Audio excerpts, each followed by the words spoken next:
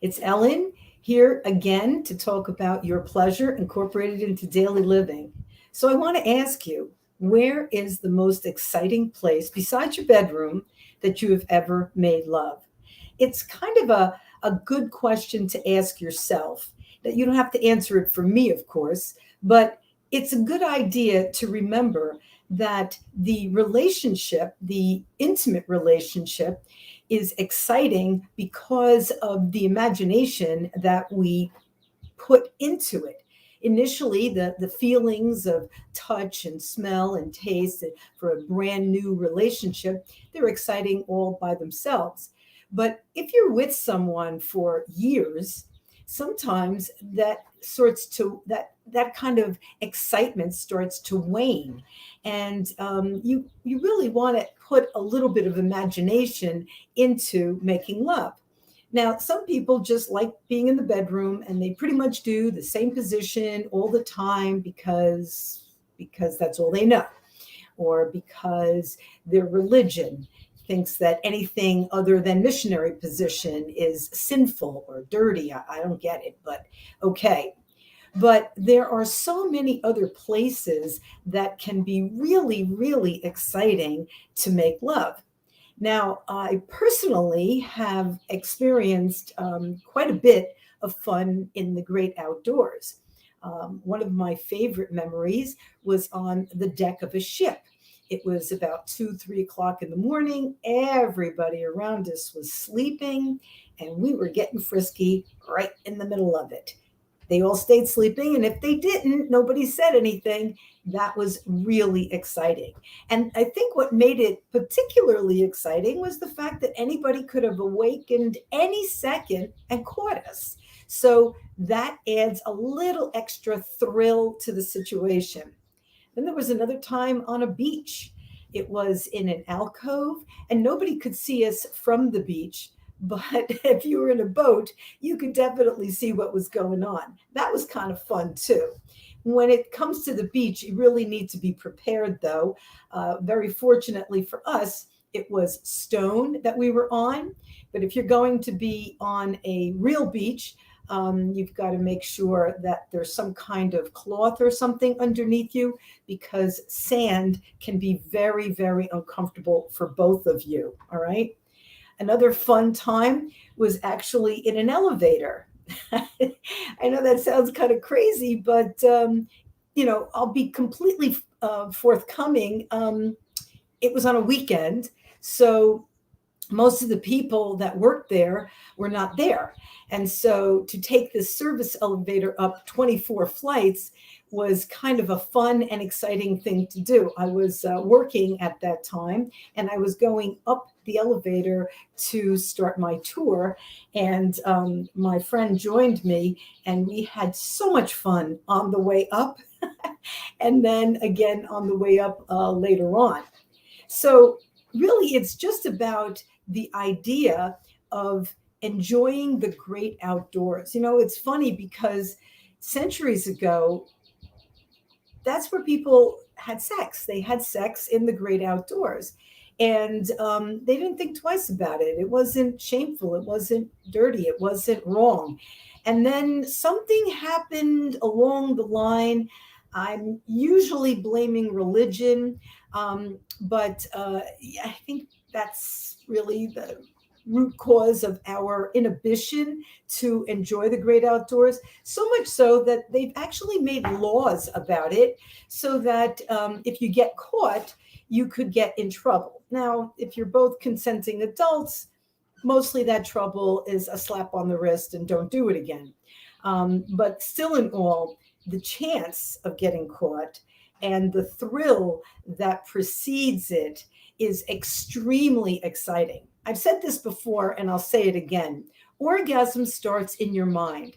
If your mind is really excited about the prospect, about the fantasy, about the situation, the circumstance, the person, then it's very, very easy for your genitals to get excited also, for him and for her.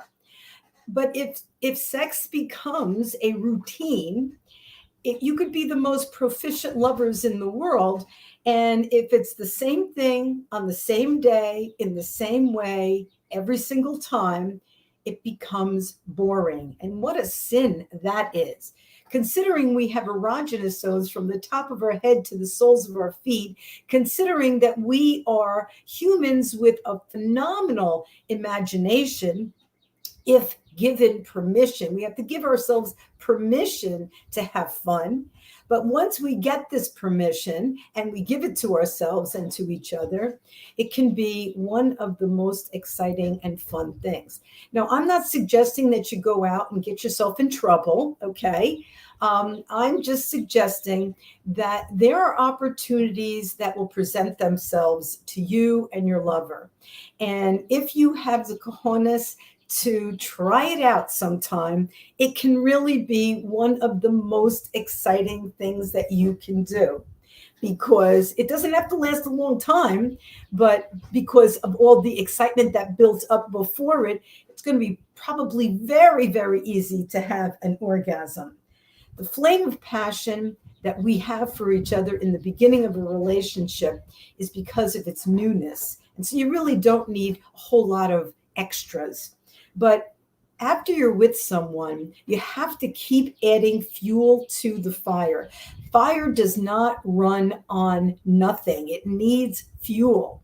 And if you are not paying attention, if you are not adding a little bit of diversity and different circumstances and different environments to your intimate play, you're really shortchanging yourself.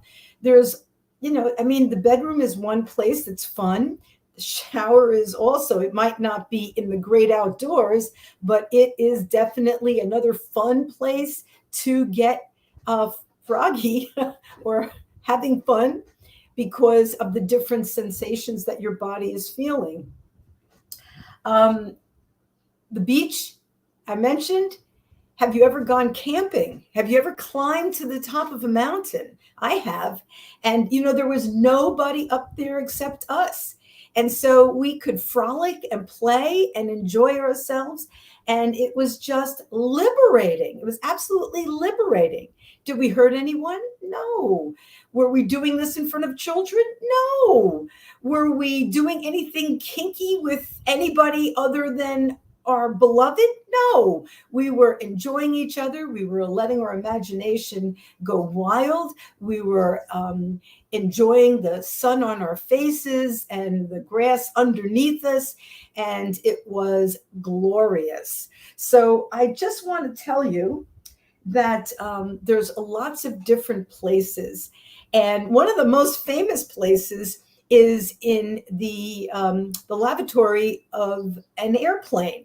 It's so popular that they actually named a club after it. It's called the Mile High Club.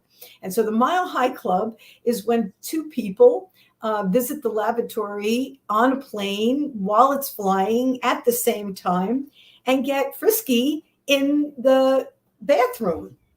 Again, if the foreplay that they were having was extensive while they were sitting on their seats and then they wanted to finish what they started, the lavatory was a great place to do that for a quickie. And another very, very famous place to try something different. So again, I'm not trying to suggest that anybody does anything that will get them into trouble. But as a person who has experienced making love in many different environments, I got to tell you, it's really one of the most liberating, exciting, phenomenal, fun experiences that I can remember in all my life. And I would hope it for you. I hope you enjoyed this presentation of Your Pleasure Incorporated into Daily Living. And I hope that you will give yourselves permission to try something a little different. Maybe try your backyard. If you have a backyard, in the middle of the night, you and your sweetie go down there. If the children have a fort, maybe you go in the fort. Maybe you set up a tent. So this way you feel a little protected and nobody's just going to walk upon you or come upon you. That'd be okay. But doing things in a different way adds spice to the relationship. And we all need spice in our relationships so that it doesn't become the same old, same old. I hope you enjoyed this presentation. I look forward to seeing you again next week for another episode of Your Pleasure Incorporated into Daily Living. I'm your host, Ellen Nicholas, life coach and sensuality consultant. Thank you so much for joining me. Enjoy yourselves, use your contraceptives, and most definitely do your Kegels. Thanks so much for joining me. See you next week. Bye for now.